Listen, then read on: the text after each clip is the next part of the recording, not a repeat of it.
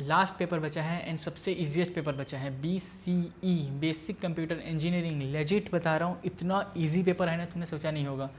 BCE मतलब मैंने इसके लिए इतनी सारी वीडियोस बनाई हैं। मैं जब अपने सेकेंड ईयर में था ना, स्टार्टिंग में, उस टाइम पे मैंने BCE पूरा अच्छे तरीके से पढ़ाया था, प्रॉपर सेमिनार लिया था उसका। मैंने ऑफलाइन बहुत जगह BCE पढ़ाया हुआ है, बहुत सारे क्लासेस में, क्योंकि BCE is the favourite subject of mine and बहुत ही ईजी है। तो इसके जितने लेक्चर्स मेरे अवेलेबल है ना, सारे लगा दूंगा अभी आगे, सबको देख लेना, तुम्हारा BCE बहुत ही ईजिली क्लियर हो जाएगा। फिलहाल आज की वीडियो में बात करेंगे BCE basic computer engineering RGPV exam 2026। And as we know BCE is the most easiest subject of RGPV first year, तो उसमें इतना सारा टाइम वेस्ट नहीं करेंगे। एंड मैंने पहले बहुत ही अच्छी videos like 8 most important topics, model paper and one shot, काफ़ी अच्छे वन शॉट, एक नहीं 4-5 वन शॉट ऑन BCE पहले से बना रखा है, क्योंकि ये मेरा फेवरेट सब्जेक्ट भी रहा है, प्लस काफ़ी इजी है, तो इसको समझाना बहुत इजी रहता है। तो इस पे और सारा टाइम वेस्ट नहीं करेंगे।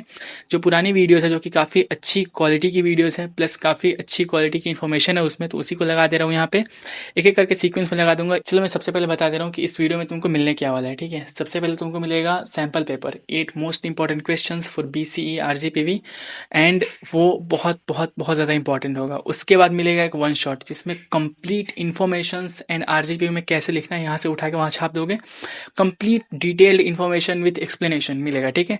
उसके बाद एक तीसरा वन शॉट आएगा, जो कि उससे भी ज़्यादा इंपॉर्टेंट रहेगा। वो वन शॉट ऐसा होगा कि वो तुमसे जो सुपर सीनियर है उनको मैंने पढ़ाया था, एंड वो वन शॉट में कंप्लीट इन्फॉर्मेशन, वो सबसे बड़ी वन शॉट है BCE की।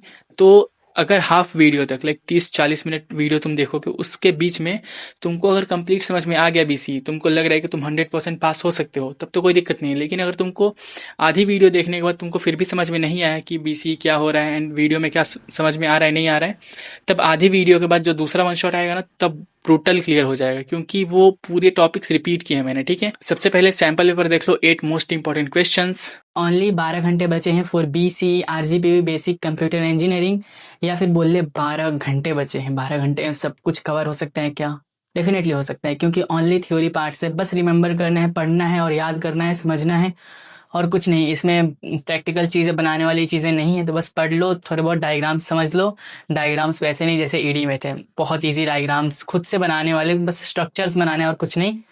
थ्योरी है पूरा पूरा, एंड उसको आराम से निकाल सकते हो। BCE RGPV बहुत ही इजी सब्जेक्ट है, एंड इसके सारे डेफिनेशंस एंड ऑल सब कुछ मैंने एक लास्ट वीडियो वन शॉट में बताया था, बट उसमें डेफिनेटली मैं पूरा नहीं बता पाया था। BCE RGPV सिविल में उन्होंने कैसे क्वेश्चंस डाले थे वो बताने की ज़रूरत नहीं है, लेकिन इसमें वो लोग कुछ नहीं कर सकते, क्योंकि इसमें कितना भी कुछ करेंगे ना, जितना बता रहा हूँ ना उतना तो देंगे ही देंगे। इसके बाहर से कुछ भी देना पॉसिबल ही नहीं है, तो डोंट वरी। ये हो गया सैम्पल पेपर 1, एंड ऐसा एक और सैम्पल पेपर दिखाऊंगा, सैम्पल पेपर 2। इसमें टोटल 8 क्वेश्चंस होंगे, बट इन सब के आंसर्स, डीप आंसर्स, एकदम फुल्ली एक्सप्लेनेशन के साथ एंड ऑल, सब कुछ इसी वीडियो में दिखा दूंगा, ठीक है। इसको तुम यहाँ से कॉपी मार के वहाँ से पेस्ट मार सकते हो एग्जाम्स में, एंड हो जाएगा, मतलब निकल जाएगा। यहाँ से इसको बस पढ़ लोगे ना पूरा एक बार, तो तुमको समझ में भी आ जाएगा। इसके बाद सारे क्वेश्चंस के हिंदी एग्जाम्पल्स भी लिख दूंगा, जिनको एक बार पढ़ लोगे ना तो समझ में आ जाएगा ये है क्या, ठीक है। तो फटाफट देखते हैं सैम्पल पेपर 1, क्वेश्चन 1 का ये देख लो, define algorithm and real life use. Basically algorithm होता क्या है, एक आध क्वेश्चंस बता दे रहा हूँ, समझा दे रहा हूँ, उसके बाद सारे फटाफट दिखा दूंगा, ठीक है। एल्गोरिदम क्या होता है? एल्गोरिदम मीन्स किसी भी काम को करने का प्रोसेस, उसको एल्गोरिदम बोलते हैं। मैं वीडियो बना रहा हूँ तो मैं क्या करूँगा, सबसे पहले लाइट्स को सेट करूँगा, फिर कैमरा सेट करूँगा, फिर स्क्रिप्ट लिखूंगा, फिर बोलूँगा। ये एक 4 एल्गोरिदम के थ्रू गया। चाय बनाते हो ना तुम, तो चाय कैसे बनाते हो? चाय बनाने में कुछ प्रोसेस होता है, चाय पत्ती लगती है, चीनी लगती है, अदरक लगता है एंड ऑल जो चीज़ें वो लगती हैं, आई डोंट नो। अब चाय लवर्स मेरे को हेट मत करने लगना यार, नहीं पीता हूँ तो नहीं पीता हूँ, क्या कर सकते हैं।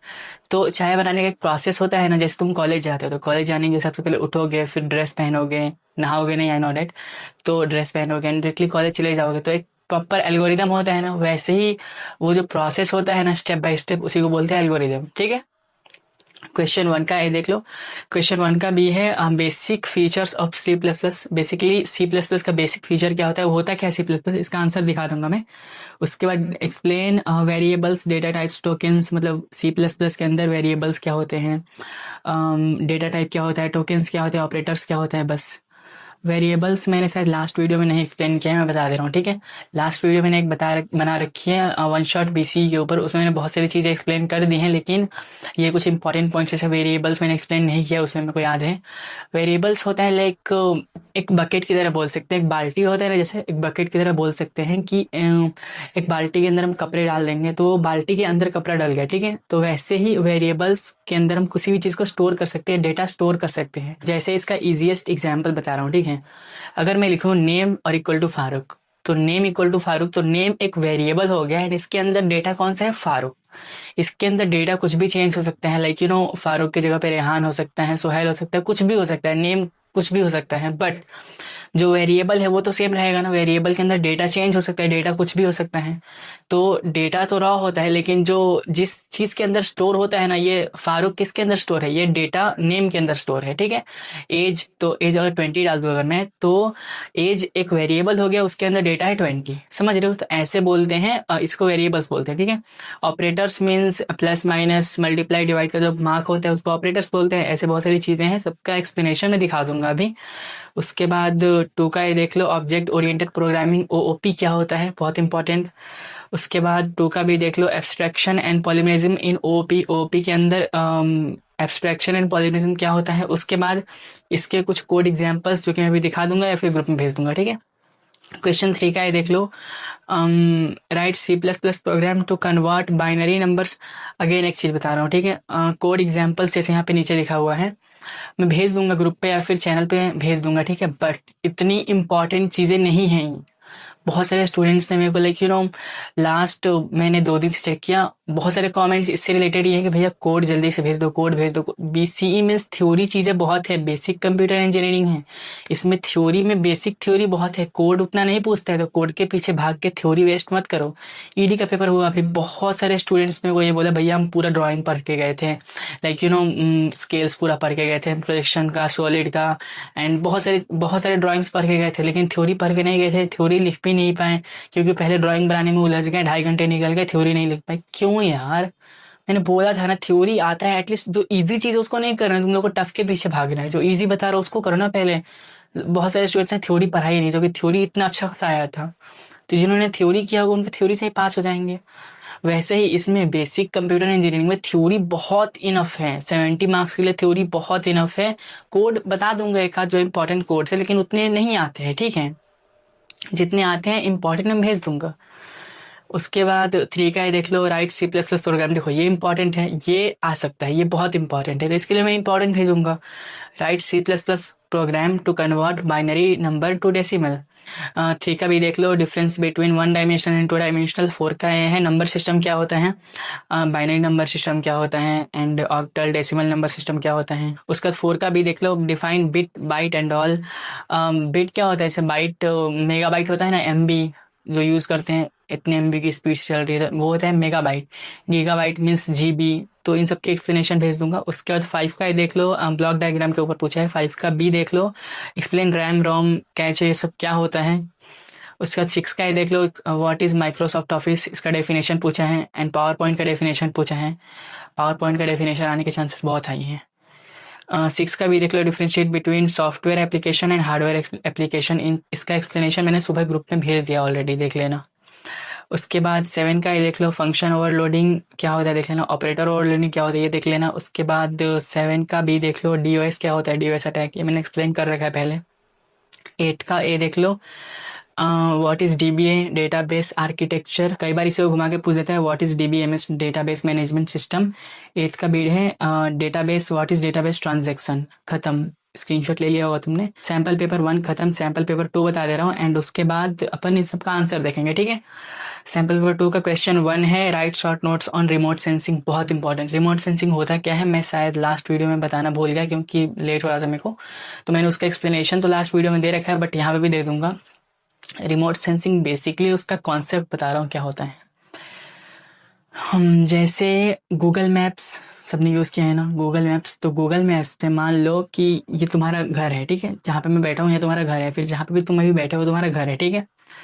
एंड मान लो कि वो जब तुम गूगल मैप्स पे देखोगे ऊपर जाके कि तुम्हारा लोकेशन क्या है, तो तुमको वहाँ पे एक बिल्डिंग का स्ट्रक्चर दिखेगा जहाँ पे तुम बैठे होगे। बट अगर तुम्हारे राइट साइड में कोई बिल्डिंग है तो वहाँ पे तुमको राइट साइड में बिल्डिंग दिखेगी, लेकिन अगर खाली मैदान है, कुछ भी बिल्डिंग नहीं है वहाँ पे, तो वहाँ पे तुमको स्पेस खाली दिखेगा। गूगल मैप्स को कैसे पता चला कि वहाँ पे खाली मैदान है, कि वहाँ पे घर है? समझ रहे हो?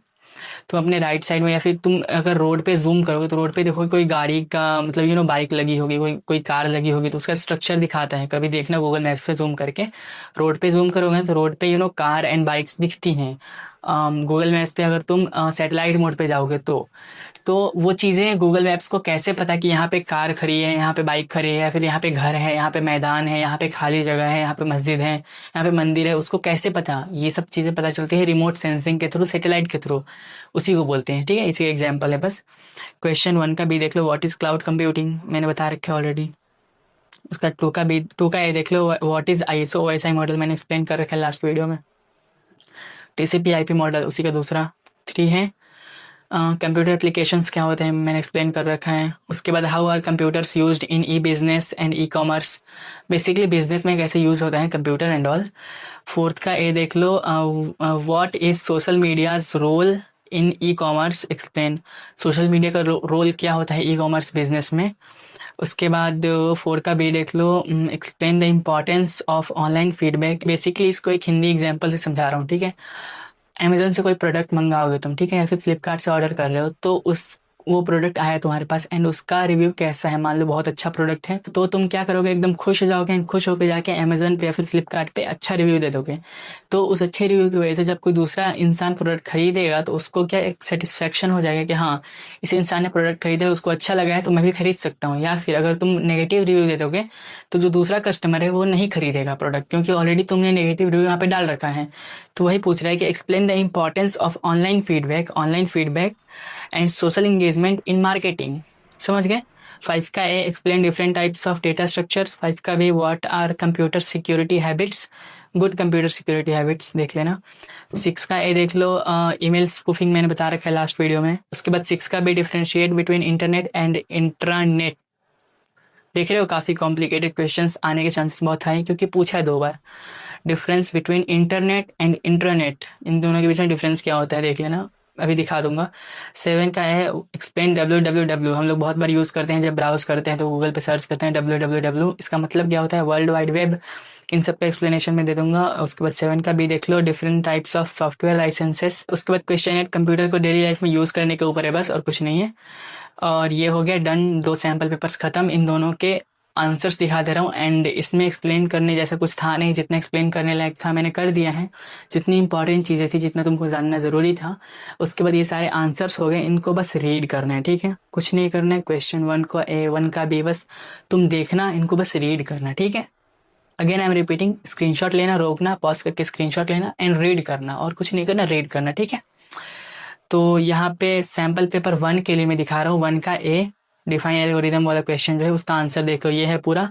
इसमें क्या लिखा है? पहले ऊपर डेफिनेशन जो कि आरजीपी में तुम लिख सकते हो, ठीक है, इसको तुम वहाँ पे लिख सकते हो। उसके बाद पॉइंट्स डाले हैं सारे, इनको तुम वहाँ पे लिख सकते हो। एंड जो नीचे एग्जाम्पल लिखा है ना, इंग्लिश एग्जाम्पल, हिंदी में समझाने के लिए इंग्लिश एग्जाम्पल जो लिखा हुआ है, चाय बनाने के स्टेप्स को एल्गोरिदम बोल सकते हैं। मैंने एग्जांपल दिया ना, तो एग्जांपल छोड़ के एग्जांपल को अपने हिसाब से इंग्लिश में कन्वर्ट करके लिख सकते हो, ठीक है, इस एग्जांपल को। बट हिंदी में मत लिखना, ये मैंने समझाने के लिए लिखा है। बाकी ऊपर की सारी चीज़ें तुम वहाँ पे लिख सकते हो, ठीक है? डन। तो अब मैं फटाफट ऐसे ही सब दिखा दूंगा। ये हो गया 1 का बी, स्क्रीनशॉट ले लो। ये हो गया 2 का ए, ये हो गया 2 का बी, ये हो गया 3 का ए, ये हो गया 3 का बी, ये हो गया 4 का ए, ये हो गया 4 का बी, ये हो गया 5 का ए, ये हो गया 5 का बी, ये हो गया 6 का ए, ये हो गया 6 का बी, ये हो गया 7 का ए, ये हो गया 7 का बी, ये हो गया 8 का ए, और ये हो गया 8 का बी।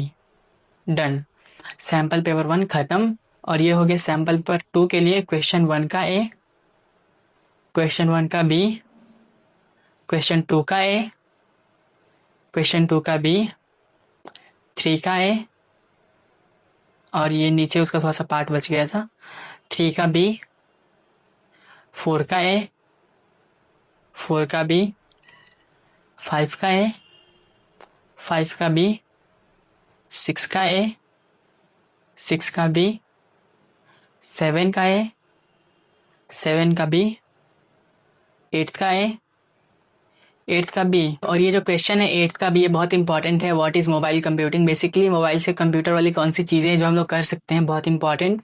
एंड ये बहुत इंपॉर्टेंट क्वेश्चन है एक तरह से अंडरस्टैंडिंग के लिए। बेसिकली ये सारे पॉइंट्स लिखे हैं कौन कौन सी चीज़ें हम लोग कंप्यूटर की जो चीज़ें हैं वो मोबाइल से कर सकते हैं, जैसे GPS navigation and online banking का काम कर सकते हैं मोबाइल से, ईजी एक्सेस है, सोशल मीडिया चला सकते हैं मोबाइल से, बहुत सारी चीज़ें देख लेना। ख़त्म हो गया, ठीक है। ये 2 सैम्पल पेपर से इन दोनों के आंसर्स बस रीड करना है, ठीक है। टोटल 8 क्वेश्चन से 16 क्वेश्चन हुए, इनफ। 16 क्वेश्चंस पढ़ लो आराम से। बीसी इसमें से आएगा, इसके बाहर से कुछ नहीं आएगा, ठीक है। एक ये वीडियो हो गई पूरी मेरी, और एक वीडियो 1 शॉट वाली, उन दोनों को देख लोगे तो 100% बीसी बेसिक कंप्यूटर इंजीनियरिंग पूरा निकल जाएगा, ठीक है। देखा, समझ में आया ना। उसके बाद बात करते हैं 1 शॉट, जो कि तुम्हारे पिछले जो सीनियर्स थे उनके लिए मैंने बनाया था। सिर्फ ये एक video and BCEM basic computer engineering पूरा कंप्लीट। आई रिपीट, सिर्फ ये एक वीडियो एंड BCE पूरा कंप्लीट कर दूंगा। Everything like 8 important topics, sample paper and all, and explanation, definition. कहीं से तुमको कुछ भी सीखने की जरूरत नहीं है, सिर्फ इस एक वीडियो से सब कुछ कवर कर देंगे। And definitely 8 important topics, 5 important topics, उस टाइप के क्वेश्चंस एंड टॉपिक्स इसमें बिल्कुल नहीं है। जैसे मैथमेटिक्स 2 था, ED था, BME था, उसमें कुछ ऐसे टॉपिक्स होते हैं जो कि बहुत इंपॉर्टेंट होते हैं, जो कि रिपीट मोड पे चलते हैं। जैसे फिजिक्स था, उसमें मैंने बताया था, बट इसमें वैसा कोई सीन नहीं है। इसमें सारे टॉपिक्स इजी हैं, सबको पढ़ना है। ऑब्वियसली तुम बीटेक कर रहे हो भाई, तुम लाइक डिप्लोमा एंड ऑल तो कर नहीं रहे हो, बीटेक कर रहे हो ना। बीटेक कर रहे हो तो भाई इतनी चीज़ें तुमको आनी ही आनी चाहिए। एंड बेसिक कंप्यूटर इंजीनियरिंग बहुत ज़रूरी है, चाहे तुम सिविल से कर रहे हो, ECE से कर रहे हो, मैकेनिकल से कर रहे हो, फिर कुछ से भी कर रहे हो। अगर स्पेशली तुम CSE से कर रहे हो ना, तब तो बेसिक कंप्यूटर इंजीनियरिंग आना ही आना चाहिए। सिर्फ एग्जाम्स के लिए नहीं पढ़ना है, उसको पढ़ना है खुद के लिए, ठीक है। तो इस वीडियो में तुमको समझो कि बेसिक कंप्यूटर इंजीनियरिंग पूरा बता दूंगा। बेसिक लगा ही है ना name, basic computer engineering, that means कि पूरा बेसिक रहेगा। डेट मीन्स कंप्यूटर के बारे में सारी चीज़ें बेसिक सीखनी है और कुछ नहीं। सबसे इंपॉर्टेंट चीज़, जैसे BCEM में हुआ, ऑब्वियसली थोड़ा सा लेंदी पेपर, थोड़ा सा क्या बहुत ज़्यादा लेंदी पेपर आया था। एंड बहुत सारे लोग बोल रहे थे आउट ऑफ सिलेबस चीज़ें आई थी। आउट ऑफ सिलेबस नहीं आया था, सिलेबस के अंदर ही घुमा घुमा के चीज़ें पूछी थी, बहुत चीज़ें घुमा के पूछी थी। एंड बहुत क्वेश्चन जो कि शायद ही कभी बाई चांस कभी पूछते थे, वो भी क्वेश्चन डाल दिए थे। एंड उसके बारे में बात नहीं करेंगे, वो चीज़ें ऑलरेडी बहुत बात कर चुके हैं। फिलहाल BCE, इसमें इतना कुछ बता दूंगा ना, इतना कुछ बता दूंगा ना, तुमको कुछ नहीं करना, तुमको उसके लिए बहुत दिमाग नहीं लगाना, बहुत परेशान नहीं होना कैसे क्या पढ़ेंगे, क्या टेंशन होगा एंड ऑल। इस वीडियो को बिना स्किप किए पूरा बस देखना है। आई रिपीट, इस वीडियो को बिना स्किप किए पूरा देखना है, पूरा देखना है, पूरा देखना है, पूरा अच्छे से निकल जाएगा BCE बेसिक कंप्यूटर इंजीनियरिंग। इस व्हाट्सएप चैनल को याद से ज्वाइन कर लेना, बस क्लियर हो जाएगा चीज़ें। एकदम इस हिसाब से प्रिपरेशन करेंगे कि तुम कहीं से पूछ लो, कुछ भी पूछ लो, 70 मार्क्स मेरे रिजर्व रहेंगे, मतलब रहेंगे 100% कन्फर्म रहेंगे। तुम कहीं से पूछो, समझ रहे हो, उस हिसाब से बताने वाला हूँ। तो फटाफट देख लेते हैं। एंड ये इंपॉर्टेंट टॉपिक्स है, इन सब के नोट्स एंड थोड़ा और डिटेल्ड वर्जन मैं ग्रुप पे भेज दूंगा। फिलहाल तुम इनको स्क्रीनशॉट्स ले लेना, ठीक है। एक एक करके बस समझना, मैं समझा रहा हूँ, एंड स्क्रीनशॉट्स लेना, बस काम हो जाएगा, ठीक है। तो फटाफट लेट मी चेक कहाँ से स्टार्ट है।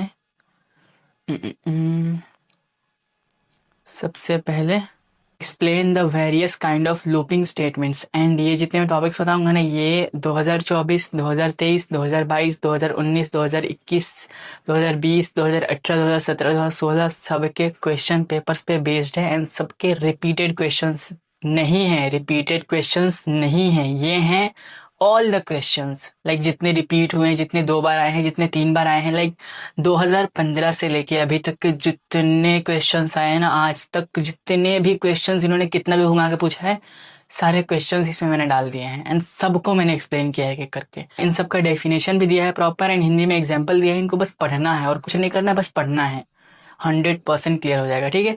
सबसे पहला topic, explain the various kind of looping statement in C++। Loops होते क्या है, बेसिकली ये समझो। लूप का मतलब क्या होता है, तुम अपने वर्डिंग के हिसाब से समझो, डिक्शनरी तुम्हारे माइंड में जो चल रही है। लूप क्या होता है, लूप मतलब एक जो लूप पे चलती है चीज़ें। वीडियोस यूट्यूब पे प्ले करते हो तो लूप का ऑप्शन रहता है कि वीडियो वापस से प्ले हो जाएगी। तुम लूप पे ओपन कर दो ना, वीडियो वापस से प्ले हो जाएगी। या फिर स्पॉटिफाई यूज़ करते होगे तो उसमें क्या सॉन्ग्स चलते हैं, तो उसमें अपन लूप का यूज़ करते हैं कि सॉन्ग वापस से सेम सॉन्ग रिपीट होगा तो लूप हो जाएगा। या फिर शफल, मतलब सॉन्ग्स चेंज करके शफल हो के आएंगे, लूप्स का मतलब ही वही होता है कि जो चीज़ें सेम प्रोसेस से रिपीट हो, समझ रहे हो, उसी उसी को लूप बोलते हैं। एंड ये चीज़ें सी प्लस प्लस में कैसे यूज़ होती है, पाइथन में कैसे यूज़ होती हैं, एंड जावा में कैसे यूज़ होती हैं, उसी को बताना है। जैसे यहाँ पे उसका डेफिनेशन दिया हुआ, डेफिनेशन देखते हैं। Loops repeat works again and again. C plus plus uses loops to save time and keep code short. समझ रहे हो, सी प्लस प्लस में कोड को शॉर्ट रखने के लिए एंड टाइम सेव करने के लिए लूप्स का यूज़ किया जाता है। लूप्स कैसे काम करते हैं मैं समझा रहा हूँ। जैसे अगर बोले अपन कि लूप्स का यूज़ करके अपन गिनती काउंट कर सकते हैं कोडिंग में, कैसे करेंगे? अपन कंप्यूटर को इतना बता देंगे, अपन कोडिंग में बस इतना समझाएंगे उसको कि तुम इतना गैप रखना है, 1 से 2 के बीच में जितना गैप होगा, 2 से 3 के बीच में सेम गैप होगा ना। अगर अपन 2 का वो पहाड़ा लिख दें, 2 का टेबल लिखे अपन, तो 2 टू जा 4, 4 टू जा 6, 6 टू जा 8, तो ऐसे क्या 2-2 का गैप आ रहा है सब में, समझ रहे हो? अगर गिनती अपन लिखे तो गिनती में क्या सब में 1-1 का गैप आ रहा है। तो बस अपने को इतना सिखाना है कि इतना गैप रखना है। लूपिंग स्टेटमेंट चला देंगे तो सारी चीज़ें सेम गैप पे वो गिनता ही जाएगा, वो एक-एक ऐड करता जाएगा, एक-एक ऐड करता जाएगा। अगर उसको हम 2 का टेबल बोले या फिर उसको हम हज़ारों का टेबल बोले, बस उसको बता दें कि इतना लूप रखना है तुमको। उसको जो लूप स्टेटमेंट सिखा देंगे वो सेम लूप पे हमेशा रन करता रहेगा, समझ रहे हो? उसी को बोलते हैं लूप्स। एंड इसमें देख लो तुम, एग्जाम्पल दिया हुआ है, उसका बस पढ़ लेना, ठीक है? जैसे वाइल लूप का डेफिनेशन देख लो, run when condition stays true. जैसे फॉर लूप वाला एग्जांपल अगर ले अपन कि अपन वाइल लूप में ऐसा करेंगे कि 2 का उसको टेबल सिखा देंगे कि तुम 2-2 के गैप पे चलते जाओ। बस हम वाइल लूप में इतना बोलेंगे उसको कि 2 के गैप पे तुमको चलना है। अब 2 टू जा 4, 4 टू जा 6, 6 टू जा 8, वो क्या 2 प्लस प्लस करते जाएगा एंड वो हमेशा लिखते जाएगा। लेकिन उसको रुकना कब है, ये कब कैसे पता चलेगा? तो उसमें वाइल लूप का यूज होता है कि उसमें 2 के टेबल से उसको स्टार्ट कर देंगे, वो क्या ऑटोमेटिकली चलता जाएगा। उसको अगर नहीं रोकेंगे तो वो लाखों करोड़ों तो वैसे ही जाता जाएगा, 2 प्लस करता जाएगा। लेकिन हम क्या करेंगे वाइल लूप में कि उसको एक स्टेटमेंट दे देंगे कि जब 20 हो जाएगा ना तब तुम रुक जाना, अंटिल 20, तो 20 होते ही वो रुक जाए। तो वाइल लूप का मतलब ये होता है कि उसको जब तक रोकने के लिए नहीं बोलेंगे तब तक वो नहीं रुकेगा। इन सब के बिग डेफिनेशन एंड अच्छे एक्सप्लेनेशन सब कुछ मैं शेयर कर दूंगा। ये सब कोडिंग की बेसिक चीज़ें और कुछ नहीं है। उसके बाद एंड इसके बाद जो टॉपिक्स हैं ना सारे 2, 3, 4, 5, 6, क्योंकि बहुत टॉपिक्स है, ऑलमोस्ट 50 टॉपिक्स है मेरे पास ऐसे ऐसे। सबको मैंने सेम फॉर्मेट में लिखा है, सबको मैंने एक हिंदी एग्जाम्पल्स के साथ एंड छोटे छोटे पॉइंट सब कुछ लिखा है। इसीलिए अभी से इसके आगे के सारे टॉपिक्स फटाफट बताऊंगा, समझते जाना, ठीक है? दूसरा पॉइंट है draw and explain ISO OSI model. ISO OSI model बहुत इंपॉर्टेंट है। होता क्या है समझो बस, किसी को मैसेज भेजना, जैसे तुम किसी को व्हाट्सएप पे मैसेज भेजते हो एंड उसको मैसेज रिसीव होता है, उसी प्रोसेस को बोलते हैं आईएसओ ओएसआई मॉडल। समझो, बहुत ही सिंपल से समझा रहा हूँ, ठीक है? आईएसओ ओएसआई मॉडल में 7 लेयर्स होते हैं। कौन कौन से लेयर से देख लो। Physical layer sends raw bits as signals. Physical layer means कि तुम किसी को मैसेज भेज रहे हो तो वो एक सिग्नल के थ्रू जा रहा है, तो वो पहला लेयर है, ठीक है? Data link layer connect devices in one network. जैसे तुम किसी को मैसेज भेज रहे हो एंड उसको मैसेज रिसीव हो जाए, उसके बीच में एक सिग्नल बनेगा ना, उसको बोलते हैं डेटा लिंक लेयर, वो जो सिग्नल बनाता है। उसके बाद नेटवर्क लेयर के कौन सा बेस्ट नेटवर्क है यूज करना है। उसके बाद है transport layer, checks complete data delivery, कि अगर तुमने हाई भेजा है तो प्रॉपर हाई वहाँ पे डिलीवर हुआ है कि नहीं, यही चेक होता है इसमें, ठीक है? उसके बाद सीजन लेयर जिसमें ओपन्स एंड क्लोज टॉक्स। जैसे मैं तुमको हाय बोल रहा हूँ एंड तुमने वो चीज़ देख ली, ये चीज़ तुम्हारे और मेरे बीच में बात हुई और किसी ने नहीं देखा। जैसे इंस्टाग्राम डीएम पे बात हो रही है तो तुम्हारे और मेरे बीच में बात हो रही है, तुम्हारी आईडी और मेरी आईडी के बीच में बात हो रही है और कोई नहीं देख सकता उसको, तो उसको बोलते हैं ओपन एंड टॉक्स कन्वर्सेशन, जिसमें सीजन लेयर होता है। प्रेजेंटेशन लेयर की सेट्स राइट फॉर्मेट, कि जैसे मान लो मैं तुमको हाई भेज रहा हूँ तो ऑब्वियसली वो हाई तो ट्रांसफर नहीं हो रहा है। मैं तुमको अगर हाई भेजूंगा तो वो पूरा एक कोड में कन्वर्ट होगा, फिर जाके तुम्हारे पास रिकन्वर्ट होकर तुमको हाई मिलेगा। तो वो जो कन्वर्ट होता है ना, प्रेजेंट मेरे से मैंने तुमको भेजा है एंड तुमको क्या प्रेजेंट हुआ, उसी को बोलते हैं प्रेजेंटेशन लेयर। उसके बाद एप्लीकेशन लेयर की यूजर ईमेल एंड वेब, जैसे एग्जांपल दिया हुआ है, ईमेल भेजते वक्त डेटा सभी 7 लेयर से गुजरता है। वही जैसे मैंने बोला व्हाट्सएप वाला एग्जांपल, वैसे ही ईमेल भेजोगे तो ईमेल भी 7 लेयर से गुजरता है। कितना सिंपल था ना। उसको मैं अगर ऐसा ही बोल देता कि तुम लोग पूरा पढ़ लो तो तुम पूरा पढ़ते ना, तुमको ये समझ में आ जाता, बट स्टिल मैंने समझाया क्योंकि 1-2 समझाना जरूरी था। ऐसे बस इसको पढ़ना है, बस इसको पढ़ना और कुछ नहीं करना, तुमको पूरा समझ में आ जाएगा, ठीक है? उसके बाद तीसरा पॉइंट देख लो, DOS describe Daniel of service attack. ये क्या होता है बेसिकली, एग्जांपल देखो इसका।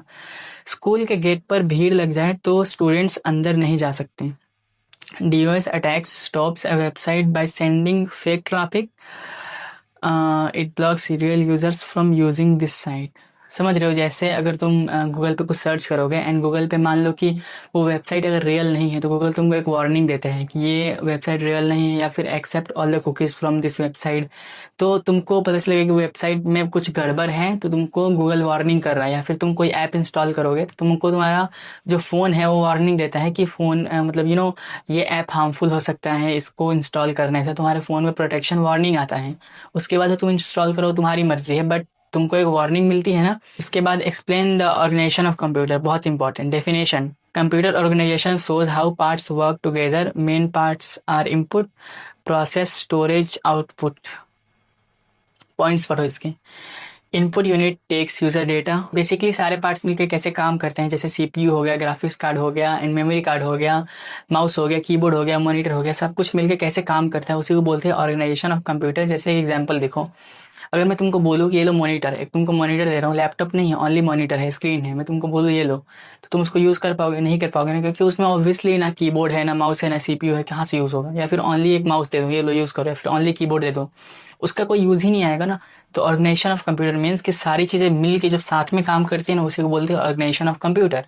डेफिनेशन देख लेना, हिंदी एग्जाम्पल ये हुआ है, कीबोर्ड डेटा देता है, सीपीयू प्रोसेस करता है, मॉनिटर रिजल्ट दिखाता है, मेमोरी कार्ड उसमें स्टोर करता है डेटा को। पढ़ लेना। उसके बाद explain TCP IP model with diagram in functions. TCP IP model बहुत ही सिंपल है, डायग्राम बस ऐसे ही दे दिया है, कई बार पूछ लेता है। जैसे आईएसओ ऐसा ही मॉडल था, उसी का छोटा वर्जन है बस, और कुछ नहीं है। पढ़ लेना एक बार बस। जैसे टीसीपी आईपी मॉडल में 4 लेयर्स से होकर गुजरता है, उसमें 7 लेयर से होकर गुजर रहा था। तो उसके बाद explain applications of computer in gaming, multimedia, animation and all. Definition पढ़ो। Computer helps many fields daily. They save time, work fast and give clear output. Computer से अलग अलग फील्ड में डेली बहुत यूज़ होता है, जैसे एनिमेशन बनाना हो गया, गेमिंग में हो गया, मल्टीमीडिया में हो गया, मेट्रोलॉजी में हो गया, क्लाइमेटोलॉजी में हो गया। क्लाइमेटोलॉजी इन द सेंस कि वेदर चेक करना एंड ऑल, क्लाइमेट चेंज करना। देन यूजेस देखो, यूजेस कहाँ कहाँ होता है? गेमिंग ऑब्वियसली रेगुलर गेमिंग में होता है, मल्टीमीडिया वीडियोस बनाने में, वीडियोस प्ले करने में एंड ऑल। सारे उसको कहाँ कहाँ यूज़ होता है कंप्यूटर का, वही लिखना हो। एग्जाम्पल देखो, हम कंप्यूटर पे गेम खेलते हैं और मौसम भी देखते हैं, बहुत सारी चीज़ें कर सकते हैं कंप्यूटर में, उसी को बोलते हैं कि कंप्यूटर एप्लीकेशंस। हो गया, कितना सिंपल था ना। उसका 7th पॉइंट देखो, explain the concept of friend function with example. Friend function क्या होता है? Definition, friend function in C++ uses private data from outside in the class. It links to classes easily. जैसे मैं अगर बोलूँ, क्लास वाली video मैंने एक लास्ट बनाई थी BCE की, जाके देख लेना। मैं उसका लिंक या फिर डिस्क्रिप्शन में दे दूंगा, या फिर इस वीडियो के तुरंत बाद लगा दूंगा। उसमें मैंने क्लास प्रॉपर एक्सप्लेन किया, क्लास होता क्या है। बहुत सारे क्लास होते हैं, एक तरह से ब्लूप्रिंट बोल सकते हैं। एंड ब्लूप्रिंट बोले तो समझाने के लिए मैं बता रहा हूँ कि किसी भी चीज़ का स्ट्रक्चर क्या होता है। कैड अगर किसी ने पढ़ा होगा तो उसमें क्या किसी भी चीज़ का ब्लूप्रिंट बनता है। वैसे ही जैसे मान लो कार होता है ना, कोई भी कार हुई तो उसका कार का पहले ब्लूप्रिंट बनेगा कि कार दिखेगा कैसे, उसके बाद फिर नया कार बनेगा। वैसे ही कोडिंग में पहले क्लास बनता है जो कि एक ब्लूप्रिंट की तरह काम करता है। एंड क्लास का डेफिनेशन भी ऐसे लिख सकते हो कि blueprint of an object is called class. जब भी तुम कोडिंग करोगे ना, मैं बहुत ही सिंपल भाषा में समझाने की कोशिश कर रहा हूँ, क्योंकि आई नो फिर दिक्कत होगा बाद में समझने में। तो अगर ऐसा बोलें कि हाँ, जब भी तुम कोडिंग करोगे तो समझो कि अगर तुमने ऊपर अगर कोडिंग में लिख रखा है कि माय नेम इज़ फरहान, या फिर समथिंग बोलिए माय नेम इज़ फारूक, तो तुमने अगर ऊपर कोडिंग में लिख रखा है माय नेम इज़ फारूक, तो अगर तुम नीचे कोडिंग करोगे दूसरी लाइन में, या फिर क्लास छोड़ के दूसरी क्लास में कोडिंग करोगे, तो तुम अगर यहाँ पे चाहो तो यूज़ कर सकते हो my name is Farooq you have mentioned previously. तो तुम इसको तुमको वापस से बताना नहीं पड़ेगा उस कोडिंग में कि तुम्हारा नेम फारूक है, क्योंकि तुम पुराने वाले फंक्शन से उस चीज़ को बस डेटा ले रहे हो। तुम यहाँ पे अपनी एज बता दोगे एंड तुम नेम वहाँ से कॉपी कर दोगे। तो ये चीज़ें होती हैं फ्रेंड फंक्शन कि तुम्हारा डेटा वहाँ से कॉपी होकर यहाँ से लिंक हो जाएगा। तुमने वहाँ पे बताया कि तुम्हारा नेम फारूक है, तुम्हारा डेटा यहाँ पे आ जाएगा। इसी कॉन्सेप्ट पे काम करते हैं, इसका डेफिनेशन देख लेना। उसके बाद 8th है एक्सप्लेन ऑपरेटर ओवरलोडिंग क्या होता है। Operator overloading gives old operators new jobs for new user types. जैसे इसको भी अगर सिंपल भाषा में समझाने की कोशिश करें, बहुत ही सिंपल सी चीज़ें, बेसिक सी चीज़ है। जिन्होंने कोडिंग की होगी थोड़ी बहुत भी, उनको तो पूरा नॉलेज होगा इसका, बट स्टिल समझा रहा हूँ। ऐसा समझ लो कि कोई ऑपरेटर मतलब मीन्स होता है ना, minus plus multiply and divide equal to, ये सब जो मार्क्स होते हैं ना उसी को ऑपरेटर्स बोलते हैं। ठीक है, ऑपरेटर्स मीन्स दो वेरिएबल्स के बीच में रिलेशन फाइंड करना। जैसे 2+2 4 होता है, तो 2 प्लस जो है ना, जो प्लस है ना बीच में, उसको ऑपरेटर बोलेंगे। दो चीज, दो वेरिएबल्स, वेरिएबल्स टू दोनों जो है वो वेरिएबल्स हो गए, एंड बीच में ऑपरेटर हो गया। ठीक है, एंड जो ऑपरेटर, जैसे मान लो प्लस का साइन है, तो एक ही प्लस के साइन से बहुत सारे फंक्शंस काम कर ले अपन। जैसे एक ही प्लस के साइन को यूज करके अपन दो तीन चीजें निकाल ले उससे काम, तो उसी को बोलते हैं ऑपरेटर ओवरलोडिंग। जैसे अगर मान लो मैंने टेबल का एग्जांपल दिया था, तो अब तुम हर बार तो नहीं लिखोगे ना वाइल लूप में कि 2+2 4 देन +2 6 देन +2 8, ऐसे बार बार करना है।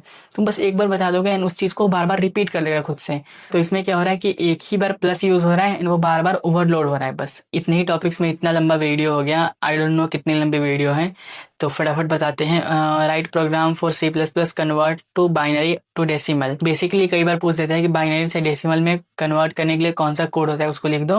तो इसको मैं ग्रुप पे भेज दूंगा, देख लेना। ठीक है, छोटा सा कोड है, उसको बस कॉपी कर देना, कुछ नहीं। Explain constructor and deconstructor with example. Definition: constructor makes object ready, deconstructor deletes object after use. समझे ना कितना इजी था। कंस्ट्रक्टर मीन्स कि जो ऑब्जेक्ट को बनाता है, एंड डिकंस्ट्रक्टर दैट मीन्स कि जो ऑब्जेक्ट को यूज करने के बाद डिलीट कर देता है। उसके बाद डिफाइन इनहेरिटेंस। इनहेरिटेंस बहुत ही इजी टॉपिक है, डेफिनेशन देखो। Inheritance let's one class use another class work, it saves time and code lines. जैसे मैंने पहले अभी टॉपिक बताया था, लेट मी चेक, वो था कौन सा, फ्रेंड फंक्शन। फ्रेंड फंक्शन का ही दूसरा नेम है इनहेरिटेंस, इतना समझ जाओ। तुम्हारे लिए बेसिकली इतना इजी एक्सप्लेनेशन होगा कि फ्रेंड फंक्शन जो मैंने बताया ना कि कैसे दूसरे क्लास की डिटेल्स को यहाँ पे यूज कर रहे थे, उसी का दूसरा पार्ट है इनहेरिटेंस। इसमें भी सेम होता है कि दूसरे क्लास के इन्फॉर्मेशन को हम लोग नीचे यूज कर सकते हैं, उसी को बोलते हैं इनहेरिटेंस। ठीक है, इसके डेफिनेशन को देख लेना। जैसे इसका एग्जाम्पल देखो लिखा हुआ है यहाँ पे। जैसे मान लो मैंने ऊपर की क्लास में बता रखा है कि डॉग इज ए एनिमल, तो मैंने बता रखा है कि हर एक जो डॉग होता है वो एनिमल होता है। अगर मैं नीचे डॉग का नेम पूछूं या फिर कुछ भी पूछूं, तो वो कोड ऑटोमेटिकली समझ जाएगा कि डॉग एनिमल होता है, एंड उसके रिलेटेड, एनिमल के रिलेटेड ही पूछेगा वो। समझ रहे हो? तो अगर मैं ऊपर बता दूं डॉग इज ए एनिमल, तो एक डेटा सेव हो जाएगा कि डॉग एनिमल होते हैं, सारे डॉग्स एनिमल ही होते हैं। तो नीचे जो होता है वो डॉग से रिलेटेड मैं कुछ भी पूछूंगा, वो उसको एनिमल समझ के ही कंसिडर करेगा। समझ गए? वही बात है। उसके बाद दूसरा पॉइंट देख लो, 12 ISO-SI मॉडल, जो कि ऊपर था उसी को रिपीट हो गया बस गलती से शायद। उसके बाद ईमेल स्पूफिंग देख लो definition. Email spoofing means sending fake emails from unknown address, it is trick to people fraud.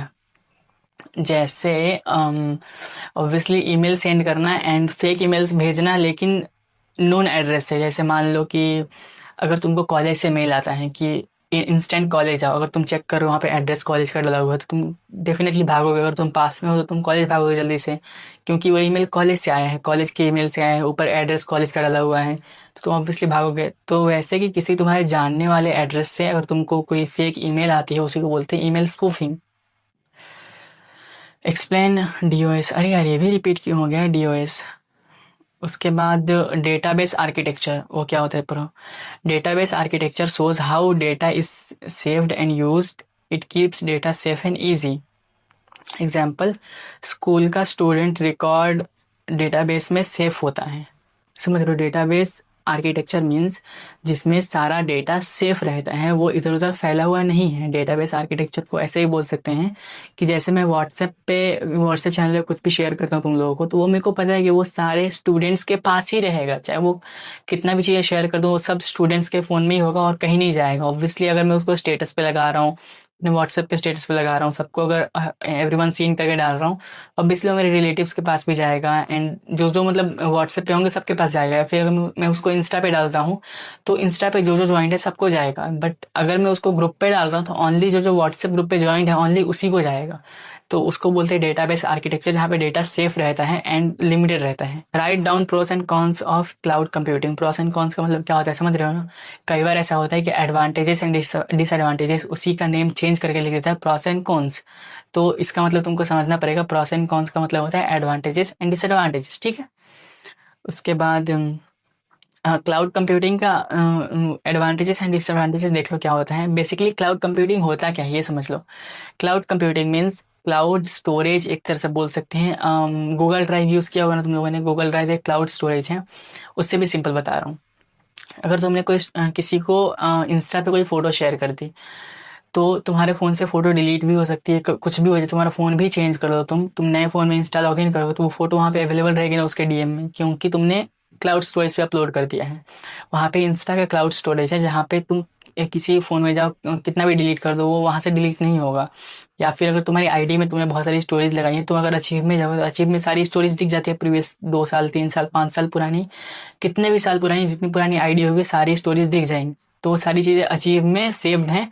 And वो क्यों क्यों सेव्ड है, क्योंकि वो क्लाउड स्टोरेज यूज़ हो रहा है। क्लाउड स्टोरेज का मतलब ही वो होता है जहाँ पे सारी चीज़ें क्लाउड में स्टोर रहती हैं, वो चीज़ें फिजिकली प्रेजेंट नहीं रहती हैं। उसके फ़ायदे और नुकसान पूछ रहा है बस। फ़ायदा ये है कि डेटा कहीं भी शेयर कर सकते हो, ऑब्वियसली तुम इंस्टा में कहीं भी शेयर कर सकते हो किसी को भी। नो नीड बिग हार्डवेयर, मतलब मेमोरी नहीं चाहिए हम लोग को उसके लिए। Low cost for small forms, उसमें पैसा भी तो नहीं लग रहा है इंस्टा पे हम लोगों को।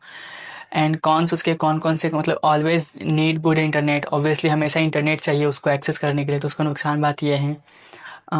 रिस्क भी है इसमें, अगर मान लो इंस्टा कभी डिलीट हो गया, सर्वर डाउन हो गया, तुम्हारा सारा डाटा चला जाएगा। उसके बाद data privacy can be weak sometimes, जैसे इंस्टाग्राम है वैसे कहीं कहीं और भी बहुत सारे एप्लीकेशंस होते हैं जहाँ पे लोग अपने डेटा अपलोड कर देते हैं, मतलब फ्यूचर के लिए, बट वहाँ पे हो सकता है वो एप्लीकेशन प्राइवेसी के लिए मतलब अच्छा ना हो। उसके बाद 7 पॉइंट है IO devices, input output devices. बहुत ही सिंपल सा पॉइंट है, समझ लो बस। IO devices help computer takes data and gives input. Basically computer में जो डेटा डालते हैं, जैसे डेटा निकालते हैं, उसी को बोलते हैं input output devices. Input devices means जिनके थ्रू डेटा अंदर जाता है। किनके थ्रू डेटा अंदर जाता है कंप्यूटर में? कीबोर्ड के थ्रू हम लोग लेटर टाइप कर सकते हैं। माउस से हम लोग क्लिक कर सकते हैं। स्कैनर से हम लोग फोटो स्कैन कर सकते हैं। मेमोरी कार्ड से डेटा अंदर डाल सकते हैं। इट्स 8 AM नाउ, सुबह के 8 बज रहे हैं एंड 8:30 मेरा कॉलेज होता है, तो फटाफट मेरे को निकलना पड़ेगा फ़िलहाल। एंड आई डोंट थिंक तुम लोगों को समझने में कोई दिक्कत हो रही है, क्योंकि मैंने इसमें एग्जाम्पल्स एंड ऑल सब कुछ बहुत ही बेसिक दिया हुआ है। तो बस इनको मैं दिखा दे रहा हूँ, एक एक करके बस पढ़ना। इसमें कोई भी कन्फ्यूजन डाउट आए तो मुझे कमेंट सेक्शन में पूछ लेना, फिर डायरेक्टली मुझे इंस्टा पे पूछ लेना। एंड इन सबको मैं कोशिश करूँगा ग्रुप में एक एक करके एक्सप्लेन कर दूँ वॉइस नोट्स के थ्रू, जैसा ही पॉसिबल होगा कर दूंगा। क्योंकि क्या करें यार, मेरा भी अटेंडेंस है ना, फाइनल ईयर आ गया है, तो अटेंडेंस मेंटेन करना बहुत, ये तो बताने की ज़रूरत नहीं है तुम लोगों की आरजीपीयू में कितना अटेंडेंस का सीन है। अटेंडेंस तो मेंटेन करना ही पड़ता है।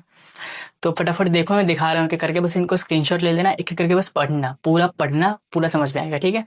ये 18th है, उसके बाद 19 देख लो, उसके बाद ये 20, उसके बाद 21, उसके बाद 22, उसके बाद 23, उसके बाद 24, उसके बाद 25, उसके बाद 26, 27, 28, 29, 30, 31, 32, 33, 34, 35, 36, 37, 38, 39, 40, 41, 42, 43।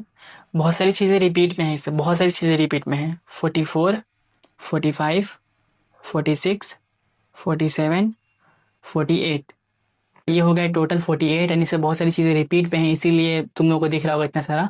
टोटल मेरे को लगता है 30 ही इंपॉर्टेंट टॉपिक्स होंगे जो कि रिपीट नहीं हुए होंगे, तो 30 देख लेना टोटल। एंड रिपीट में इसीलिए है क्योंकि क्वेश्चंस कई बार घुमा घुमा के पूछता है, तो मैंने एक ही क्वेश्चन को 4-4 बार घुमा के एक्सप्लेन कर दिया है कि कितना भी तुम घुमा के पूछो भाई, इसमें से तो आ ही जाएगा, ठीक है। अब अगर इसमें भी किसी को कोई कन्फ्यूज़न है, इस वन शॉट से भी समझ में नहीं आया, तो ये हुआ लास्ट वन शॉट। इसको देख के कंप्लीट रिवीजन भी हो जाएगा, जिन लोगों को समझ में थोड़ा बहुत आया है उनका कंप्लीट रिवीजन हो जाएगा। And watch it out. BCE basic computer engineering, ये लास्ट वीडियो है इस सीरीज़ का, क्योंकि मैंने ऑलमोस्ट सारे टॉपिक्स की वीडियोस, मोस्ट इंपॉर्टेंट टॉपिक्स बना दी हैं, like BCEM and civil mechanical जो भी है फर्स्ट ईयर के सब्जेक्ट्स, ऑलमोस्ट सबकी मैंने बना दी है आई गेस। जाके चेकआउट करना चैनल पे, एक प्लेलिस्ट मैंने अलग से बना दी है सेकेंड सेमेस्टर RGPV करके, तो उसमें सारे सेकेंड सेमेस्टर के जितने सब्जेक्ट्स हैं दोनों ग्रुप्स के लिए सबकी वीडियोज़ अवेलेबल है, ठीक है। अभी आगे जो वीडियोज़ आएंगी वो वीडियोज़ होंगी like most important topics, like 3 important topics, 5 important topics या फिर 8 इंपॉर्टेंट टॉपिक्स, ऐसे टाइप की वीडियोज़ होंगे। एंड उसी सीरीज़ का ये लास्ट वीडियो है basic computer engineering BCE RGP। अभी उसको वैसे ही पढ़ेंगे जैसे as we read all the topics, like जो पुराने टॉपिक्स थे उनको हमने कैसे किया था, पहले इंपॉर्टेंट टॉपिक्स देखा था, फिर उनको हमने PSR क्वेश्चन से देखा था, ठीक है। लेकिन इसको वन शॉट की तरह पढ़ेंगे। इसमें क्या पढ़ेंगे, मैं पहले सारी चीज़ों के डेफिनेशंस बता दूंगा, ठीक है। BCE RGP का एक तरह से ये आपका वन शॉट वीडियो हो सकता है, क्योंकि इसमें सब कुछ मिलेगा आपको, सारे डेफिनेशंस भी प्रॉपर में दिखा दूंगा, ठीक है। तो चलो फटाफट स्टार्ट करते हैं। सबसे पहले कॉपी और पेन लेके बैठ जाओ, फटाफट हमेशा बोलता हूँ कॉपी और पेन लेके बैठ जाओ, वीडियो पॉज करके डेफिनेशंस लिखते चलना, ठीक है। सारी चीज़ों के डेफिनेशन बता दूंगा। सो हेलो नमस्ते अस्सलाम वालेकुम, मैं हूँ Farooq, final year student of CSCN। चलिए शुरू करते हैं विदाउट वेस्टिंग एनी टाइम। सबसे पहला सबसे important topic remote sensing. Remote sensing बहुत इंपॉर्टेंट है, सबको पता है, हमेशा आता है। रिमोट सेंसिंग का ये डेफिनेशन है, स्क्रीन पे देख लो। आई गेस मैं पढ़ के बता सकता हूँ सारे डेफिनेशंस, बट चलो पढ़ के ही बता देता हूँ, ठीक है, वीडियो इतनी लंबी नहीं होगी। Remote sensing means getting information about a place from far away using satellites and drones.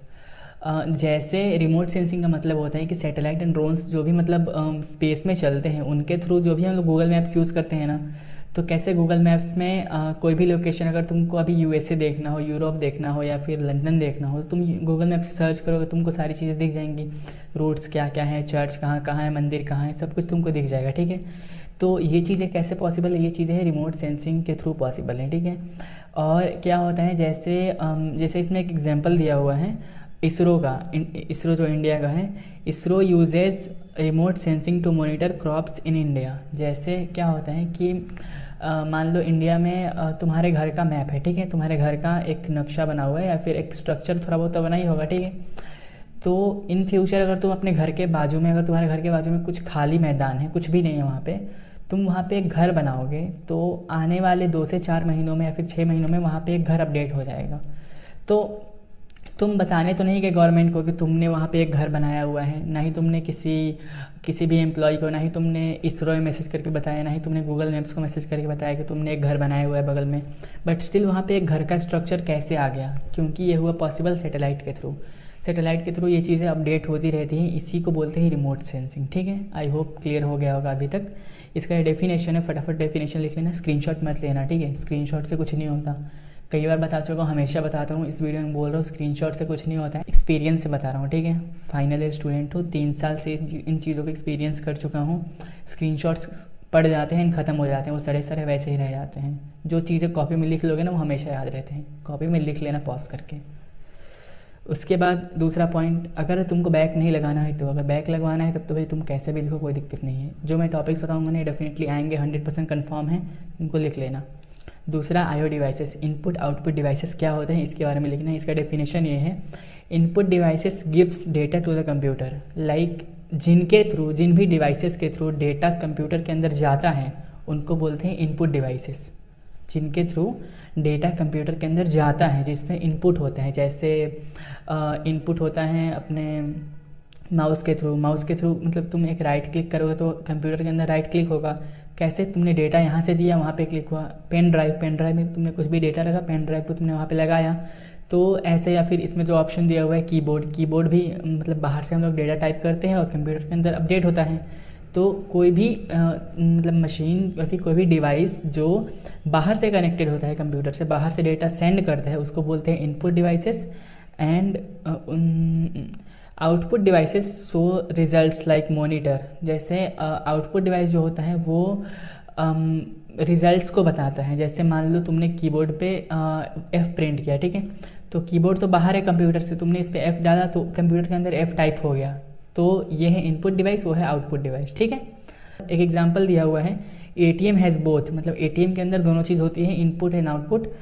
Input जो हम लोग कार्ड डालते हैं, तुमने जो ATM तुम्हारा कार्ड है वो तुम ATM के अंदर डालोगे तो ये हो गया इनपुट, एंड आउटपुट में कैश निकलता है, ठीक है। आई होप क्लियर हो गया होगा, इससे डेफिनेटली इतना टफ नहीं है, ठीक है। उसके बाद है टाइप्स ऑफ मेमोरी कितने टाइप्स के होते हैं, ठीक है। सबसे पहले ये समझ लो मेमोरी होता क्या है। मेमोरी सबको ही पता होगा, ये बचपन से देखते हैं। मेमोरी कार्ड जो होता है, जैसे जिसके अंदर डेटा स्टोर कर सकते हैं बेसिकली। तो किसी में डेटा बहुत लॉन्ग टाइम के लिए स्टोर होता है, फिर परमानेंटली स्टोर होता है, एंड किसी में डेटा शॉर्ट टाइम के लिए या फिर टेम्पररी स्टोर होता है। उसी को बोलते हैं टाइप्स ऑफ मेमोरी, ठीक है। पहला टाइप है प्राइमरी मेमोरी एंड दूसरा है सेकेंडरी मेमोरी। प्राइमरी मेमोरी के अंदर आता है RAM and ROM. RAM and ROM का डिफरेंस देख लेना, रैम क्या होता है, रोम क्या होता है।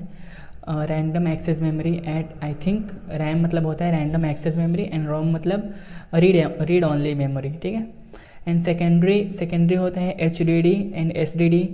फिर RAM is fast but temporary, HDD is slow but permanent. जो रैम होता है रैंडम एक्सेस मेमोरी वो फास्ट होता है, मतलब उसके अंदर कोई भी डेटा ट्रांसफ़र करोगे तो तुरंत हो जाएगा सेकेंड्स में, ठीक है। बट वो टेम्पररी रहता है। जैसे अगर तुमने फ्री फायर खेला होगा या फिर कोई भी गेम खेला होगा तो कोई भी जो गेम होता है वो हमारे रैम के अंदर रन होता है। जैसे अगर हम कोई भी गेम को रन करते हैं तो वो शॉर्ट टाइम के लिए हमारे रैम के अंदर रन होता है। जैसे हम लोग गेम को क्लोज़ कर देते हैं वो रैम से गायब हो जाता है, डिलीट हो जाता है, बट वो परमानेंटली स्टोर्ड है। उसका जितना डेटा है वो सब स्टोर हो गया है HDD के अंदर। तो HDD या SSD के अंदर मतलब परमानेंटली स्टोर रहता है, उसमें कभी डिलीट नहीं होगा। लेकिन रैम के अंदर तुरंत चीज़ें तुमने खेली तुरंत डिलीट कर दी, फिर दूसरा कोई ऐप ओपन किया तो वो रैम के अंदर आ गया, तो रैम के अंदर टेम्परेरीली आता है, ठीक है। उसके बाद फोर्थ पॉइंट लिखो एल्गोरिदम। एल्गोरिदम क्या होता है उसका डेफिनेशन ये है, an algorithm is a step by step method to solve a problem. Algorithm का मतलब होता है कि किसी भी प्रॉब्लम को या फिर किसी भी चीज़ को सॉल्व करने के लिए जो स्टेप बाय स्टेप मेथड होता है ना उसी को बोलते हैं एल्गोरिदम, प्रोसेस। जैसे तुमको अगर मेरी वीडियो देखनी है तो तुम क्या करोगे, तुम पहले फ़ोन ओपन करोगे, फिर यूट्यूब खोलोगे, फिर रोहित फारूक सर्च करोगे, या फिर सब्सक्राइब किया हो तो ऊपर ही आ जाएगा, इसीलिए सब्सक्राइब कर लेना। तो मतलब एक प्रोसेस होता है ना कि तुम पहले यूट्यूब खोलोगे, फिर सर्च करोगे, फिर रोहित फारूक ऊपर आएगा, फिर उसमें तुम वीडियोस देखोगे। तो एक ये प्रोसेस है पूरा स्टेप बाय स्टेप, इसी को बोलते हैं एल्गोरिदम। जैसे यहाँ पे दिया हुआ है कि लाइक चाय बनाने की एक रेसिपी होती है कि अदरक होता है, मतलब लहसुन, आई डोंट नो, मैं चाय नहीं पीता, मेरे को पता नहीं है, अदरक एंड चाय पत्ती एंड ऑल। तो एक रेसिपी होता है ना कि हाँ ये चीज़ें स्टेप बाय स्टेप ये होती हैं, तो इसी को बोलते हैं एल्गोरिदम, ठीक है। मतलब एक प्रॉपर स्टेप बाय स्टेप किसी भी चीज़ को करना। और उसके बाद है पांचवा OOP, ऑब्जेक्ट ओरिएंटेड प्रोग्रामिंग। ये बहुत इंपॉर्टेंट है एंड इसके बस डेफिनेशंस देखना ज़रूरी है, इसमें ज़्यादा लेंदी जाना ज़रूरी नहीं कि OP क्या होता है, OP मतलब पूरा डेफिनेशन एंड ऑल ज़्यादा देखने की कोई ज़रूरत नहीं है, क्योंकि OP हाई लेवल के क्वेश्चन है। OP अपने थर्ड ईयर जो हम पढ़ते हैं, या फिर पाइथन जावास्क्रिप्ट अगर आप कर रहे हो तो पाइथन जावास्क्रिप्ट के क्वेश्चन होते हैं। तो OP उतना तुम लोगों को डीप में जाने की ज़रूरत नहीं है, बस ओवरऑल जान लो कि OP होता क्या है, बस उतना काफ़ी है, ठीक है। OP uses real life objects like car, students, etc. It works with 4 pillars: class, object, inheritance and polymorphism, ठीक है। अगर अपनी लैंग्वेज में समझाएं तो OP का मतलब ऐसा होता है कि जो भी रियल लाइफ में चीज़ें होती हैं, जैसे कार हो गया, कोई स्टूडेंट हो गया, या फिर कुछ भी हो गया, रियल लाइफ में कुछ भी हो रहा है, उसको OP के अंदर एक ऑब्जेक्ट की तरह माना जाता है कि ये एक ऑब्जेक्ट है। एवरीथिंग, कोई फूड हो गया, कोई क्लाउड हो गया, कुछ भी हो गया दुनिया में, उसको रियल लाइफ की चीज़ों को वहाँ पे एक ऑब्जेक्ट की तरह माना जाता है, उसको क्लासेस एंड ऑब्जेक्ट्स में डिवाइड करके सॉल्व किया जाता है, ठीक है। ये सब प्रोग्रामिंग के क्वेश्चन से तुम लोगों को समझ में नहीं आएगा अभी, बट ऊपर जान लो कि OP के अंदर कोई भी रियल लाइफ की चीज़ को एज अ ऑब्जेक्ट मतलब ट्रीट किया जाता है, ठीक है, कि ये एक ऑब्जेक्ट है, बस इतना जान लो। इसमें 4 पिलर्स होते हैं, class, objects and inheritance and polymorphism. Inheritance बहुत आता है, इनहेरिटेंस क्या होता है ये आगे बताऊँगा, ठीक है। उसके बाद डेटा स्ट्रक्चर देखो क्या होता है। It is a way to store and organize data, like data structure in the sense कि किसी भी डेटा को स्ट्रक्चर देना है, एंड इसके नेम से पता चल रहा है। जैसे मान लो फॉर एग्जांपल तुमको 100 बच्चों का लिस्ट दिया गया एंड बोला गया कि इनको मतलब अल्फ़ाबेटिकल स्ट्रक्चर में लिखो, तो कैसे लिखोगे? A वाले बच्चे सबसे पहले आएंगे, फिर जिनका B से होता है, फिर जिनका BA आता है, फिर जिनका C होता है, फिर जिनका D होता है। तो जिनके ऐसे रोल नंबर भी होते हैं ना हम लोग के मतलब कॉलेज में कि A वाले सबसे पहले, B वाले उसके बाद, C वाले उसके बाद। तो इसी को बोलते हैं डेटा स्ट्रक्चर, मतलब एक प्रॉपर स्ट्रक्चर वे में डेटा को स्टोर करना एंड ऑल, बस इतना काफ़ी है, ठीक है। उसके बाद लेट मी चेक, 7th कौन सा है? 7th मैंने नहीं लिया है, हाँ 7th क्लासेस। उसके बाद लिखो क्लासेस होता है, class is the blueprint of an subject, ठीक है। जैसे किसी भी चीज़ को, किसी भी मॉडल को, या फिर किसी भी रियल लाइफ जैसे कार हो गया, या फिर कोई बिल्डिंग हो गई, किसी भी चीज़ को बनने के लिए एक पहले उसका ब्लूप्रिंट होता है कि वो बनेगा कैसे, ठीक है। जैसे घर बनने के पहले एक उसका नक्शा होता है, कार बनने से पहले उसका ब्लूप्रिंट बनता है कि कार में ये चीज़ें होंगी, 3D मॉडल बनता है पूरा उसका। जैसे मान लो स्कॉर्पियो है, बोलेरो है या फिर थार है, कोई भी कार है, ठीक है।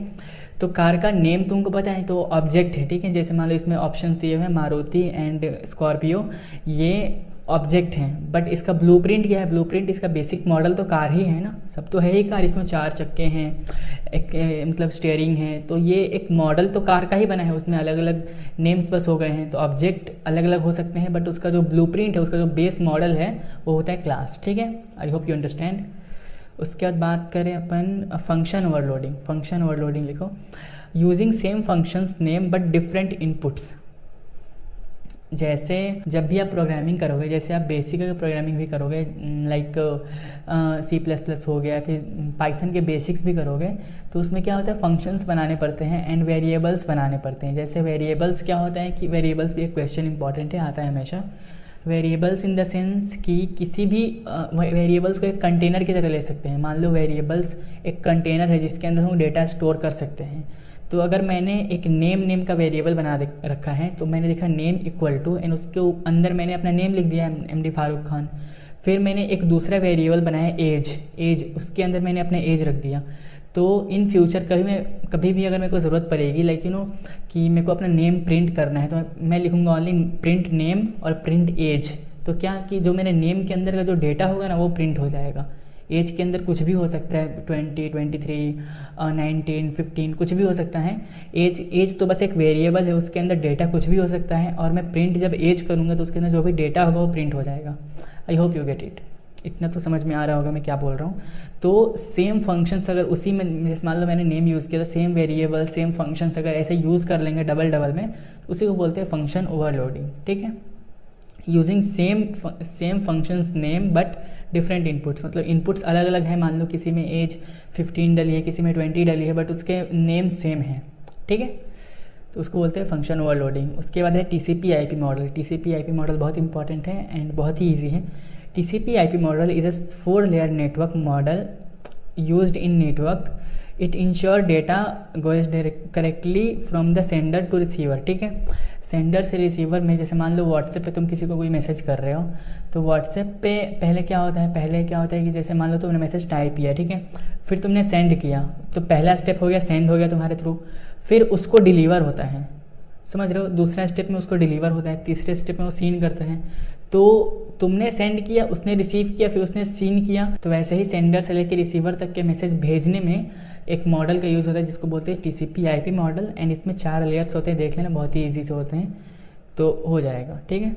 इसके एटलीस्ट इतने डेफिनेशंस तो लिख ही लेना। उसके बाद है DOS। क्या होता है DOS? बहुत इंपॉर्टेंट है।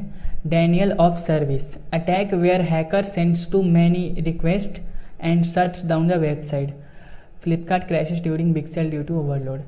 जैसे मान लो कोई भी नया वेबसाइट है, या फिर फ्लिपकार्ट, जैसा भी इसमें एग्जांपल दिया हुआ है, फ्लिपकार्ट एक शॉपिंग ऐप है ऑब्वियसली, एंड उस पर क्या होता है, बहुत सारे लोग एक साथ ऑर्डर करते हैं। उसमें कुछ लोग हैकर्स भी होते हैं जो कि चाहते हैं कि सेल फ्री में ले लें, समझ रहे हो। तो वो क्या होता है, बहुत सारे एक साथ रिक्वेस्ट डालते हैं। जैसे मान लो एक नॉर्मल इंसान क्या करेगा, नॉर्मल जाएगा एंड शॉपिंग करेगा, पहले अपना कार्ड ऐड करेगा या फिर कैश ऑन डिलीवरी कुछ भी करेगा, तो एक प्रोसेस के थ्रू जाएगा, वो अपना नेम डालेगा। बट हैकर्स क्या करते हैं, वो डायरेक्टली बाईपास के थ्रू सब कुछ जल्दी जल्दी कर लेते हैं। तो जब ये चीज़ें जल्दी जल्दी होती है ना, तो वेबसाइट क्रैश हो जाता है या फिर रुक जाता है। जैसे अगर कोई भी गेम खेलोगे एंड कोई भी ऑनलाइन गेम है अगर, तो उस पर अगर बहुत सारे लोग एक साथ खेलेंगे तब भी कोई दिक्कत नहीं होगा। लेकिन अगर कोई हैकर यूज़ करेगा उसको एंड जो प्रोसेस है वो प्रोसेस को बाईपास करके दूसरी इलीगल चीज़ें करेगा किसी भी एप्लीकेशन में या फिर गेम में, तो हो सकता है वो ऐप बैन हो जाए उसके फ़ोन में, या फिर वो ऐप का सर्वर थोड़ी देर लिए डाउन हो जाए। इसी को बोलते हैं बस DOS। उसके बाद classification of computer. Classification of computer बहुत इंपॉर्टेंट है, हमेशा आता है, मार्क कर लेना। Computer are classified as micro, mini, mainframe and super based computer. देखो इसमें बहुत सारे पार्ट्स होते हैं। माइक्रो कंप्यूटर क्या होता है, माइक्रो कंप्यूटर सबसे छोटा पार्ट होता है कंप्यूटर का। उसके बाद मिनी कंप्यूटर जिसको लैपटॉप बोलते हैं। मेन फ्रेम कंप्यूटर जिसको कंप्यूटर बोलते हैं, जिसमें प्रॉपर एक मॉनिटर होगा, एक उसका CPU होगा, एक उसका डैशबोर्ड होगा, एक उसका कीबोर्ड होगा। तो एक लैपटॉप से ऊपर की चीज़ होती है वो। उसके ऊपर होता है सुपर कंप्यूटर, जो कि साइंटिस्ट एंड वो इसरो, नासा ये सब यूज़ करते हैं। एंड बस यही है और कुछ नहीं है। एक होता है हैंड हेल्ड कंप्यूटर, उसको बोलते हैं, इसी में एक मिनी कंप्यूटर के नीचे रहता है hand held computer. That means कि जो मोबाइल फ़ोन होता है ना, उसी को बोलते हैं हैंड हेल्ड कंप्यूटर, जिसको हम लोग हाथ में होल्ड कर सकते हैं। इसमें हो गया। उसके बाद ऑर्गेनाइजेशन ऑफ कंप्यूटर। ऑर्गेनाइजेशन कैसे हुआ था? It means how parts of computer were together, CPU, memory, input output devices like organs in a human body. Organization of computer मतलब कि नाम से ही समझ में आ रहा है ना, ऑर्गेनाइजेशन, ऑर्गन्स, लाइक हमारे ह्यूमन बॉडी के अंदर बहुत सारे ऑर्गन्स होते हैं ना, पेट है हमारा, किडनी है, एंड फिर लंग्स हैं, फिर हार्ट है, तो इससे बहुत सारे इंटरनल पार्ट्स हैं हमारे बॉडी के अंदर। ऐसे ही कंप्यूटर में बहुत सारे पार्ट्स होते हैं, कीबोर्ड होता है, माउस होता है, CPU होता है, एंड बहुत सारे लाइक बहुत सारे पार्ट्स होते हैं, हार्डवेयर होता है, हार्ड डिस्क होता है, तो उन्हीं को बोलते हैं ऑर्गेनाइजेशन ऑफ कंप्यूटर। ठीक है, इतना टफ नहीं है जितना समझ रहे हो। क्लाउड कंप्यूटिंग बहुत इजी है, ये इजीएस्ट सब्जेक्ट बोल सकते हैं, इजीएस्ट पॉइंट बोल सकते हैं। Cloud computing means storing and using data application on internet servers. Like जो भी एप्पल यूज़र्स होंगे या फिर जो भी एंड्रॉयड यूज़र्स होंगे, उनको तो मतलब पता होगा ना, एक फ़ोन में क्लाउड स्टोरेज रहता है जिसके ऊपर हम लोग कुछ भी अपलोड कर सकते हैं, एंड वो हमेशा पड़ा रहेगा वैसे ही। तो हमारे फ़ोन से डिलीट भी कर देंगे तब भी उसी पे पड़ा रहेगा, तो उसको बोलते हैं क्लाउड स्टोरेज, जो हमारे फ़ोन के स्टोरेज में नहीं होता है। या फिर दूसरा सबसे सिंपल एंड मॉडर्न एग्जांपल बता रहा हूँ अभी के हिसाब से। इंस्टा पे तो सबकी 2 ID होती हैं, ऑब्वियसली होती है ना भाई, जिस पे हम लोग रील सेंड करते हैं, अपनी खुद की पसंदीदा रील्स जो हम लोग अपनी दूसरी ID पे सेंड करते हैं। तो वो जो दूसरी ID है ना तुम्हारी, वो है क्लाउड स्टोरेज। ठीक है, जिस पे हम लोग कुछ भी अपलोड कर दें, अपनी फ़ोटोज़, वीडियोज़ सब कुछ डाल देंगे, हमारे फ़ोन से डिलीट कर देंगे, वो ID पे पड़ी रहेगी वैसे ही। जब भी इंस्टा खोलेंगे वो ID खोलेंगे, हमको फ़ोटो वीडियो मिल जाएगी। ठीक है, तो इंस्टा हमको एक फ्री क्लाउड स्टोरेज दे रहा है फ़िलहाल, तो उसी को बोलते हैं क्लाउड कंप्यूटिंग। ठीक है, I hope you get it. www का मतलब क्या होता है? World wide web. www is a collection of web pages connected विया इंटरनेट। जैसे कुछ भी चीज़ें हम लोग सर्च करते हैं जब भी अपने ब्राउज़र पे, तो मैक्सिमम चीज़ें हम लोग डालते हैं ना www डॉट, एंड कुछ भी हम लोग सर्च करें अपनी लाइक डेली लाइफ से रिलेटेड कुछ भी प्रॉब्लम हो या फिर कोई भी वेबसाइट सर्च कर रहे हैं, तो www का मतलब होता है कि वो पूरे वर्ल्ड से खोज के लाएगा, पूरे वर्ल्ड से कनेक्टेड, वो कहीं से भी वो डेटा को खोज के ला देगा, क्योंकि मतलब ही उसका वही होता है www मतलब वर्ल्ड वाइड वेब। पूरे वर्ल्ड से खोज के कहीं भी अगर वो वेब पे चीज़ अवेलेबल होगी तो उसको खोज के ला देगा। ठीक है, उसके बाद इनहेरिटेंस क्या होता है? इनहेरिटेंस लिख लो। It means one class taking features of another. जैसे मैंने बताया ना क्लास वाला चीज़। क्लास क्या होता है? क्लास एक किसी भी चीज़ को ऑब्जेक्ट की तरह ट्रीट करता है। तो जैसे मान लो पहला एक ऊपर क्लास बना हुआ है, मतलब जब तुम कोडिंग करोगे ना तो उसमें बहुत सारे क्लास बनते हैं, पहले एक ऊपर क्लास, फिर दूसरा नीचे क्लास, तीसरा नीचे क्लास। तो पहले क्लास में तुमने बता दिया कि डॉग मतलब एक एनिमल है। ठीक है, तुमने एक डिफाइन कर दिया पहले क्लास में कि डॉग एक एनिमल है। दूसरे क्लास में तुमको डिफाइन नहीं करना पड़ेगा कि डॉग एक एनिमल है, तुम उससे रिलेटेड कुछ भी बोल सकते हो कि एक एनिमल टहल रहा था या फिर एक एनिमल मांस खा रहा था या फिर कुछ भी, तो वो समझ जाएगा कि वो डॉग ही होगा, क्योंकि ऊपर डिफाइन कर चुके हैं कि हम लोग वो डॉग था जो एनिमल था, नीचे हम लोग एनिमल को कुछ भी बोल दें तो वो डॉग पे ही रिप्रेजेंट जाएगा। तो इनहेरिटेंस का मतलब होता है कि किसी दूसरे क्लास के डेटा को हम लोग नीचे यूज़ करते हैं बिना उसको रिपीट मोड में लिखे हुए। ठीक है, जैसे हम लोग फ़ोन यूज़ करते हैं तो ऑटो करेक्ट ऑटोमेटिकली होता है ना, जो हम लोग पीछे टाइपिंग कर चुके होते हैं उसी के बेसिस पे आगे मतलब सजेस्ट होता है हमको, तो उसी को बोलते हैं इनहेरिटेंस। डेटा डिक्शनरी क्या होता है? ए फाइल और table which stores detail about other data, like dictionary keeps meaning of words, data dictionary keeps meaning of data. ये थोड़ा सा समझाने वाला पॉइंट है, समझना ध्यान से। जैसे मैंने भी बोला, अगर हम लोग कोई वेरिएबल बनाते हैं, वेरिएबल में बनाया नेम के अंदर मैंने मेरा नेम लिख दिया। ठीक है, तो नेम एक खुद वेरिएबल है जो कि एक वर्ड है, नेम एक खुद वर्ड है ना, NAME, नेम एक वर्ड है, उसके अंदर मैंने मेरा डेटा स्टोर कर दिया MD फारूक खान। तो मेरे नेम में भी अल्फ़ाबेट्स हैं, MD ये सब अल्फ़ाबेट्स हैं, फारूक ये सब अल्फ़ाबेट्स हैं। या फिर जो मैंने एज बताया, एज एक वेरिएबल है, उसमें भी एक अल्फ़ाबेट्स हैं, उसके अंदर मैंने डेटा स्टोर किया 20। जैसे मेरा एज 20 है तो मैंने एक 20 डेटा स्टोर कर दिया। तो एज एक खुद मतलब वर्ड है, AGE अल्फ़ाबेट से बना हुआ है, उसके अंदर डेटा डाला है 19 या फिर 20, तो वो एक मतलब न्यूमेरिकल डेटा डल गया उसके अंदर।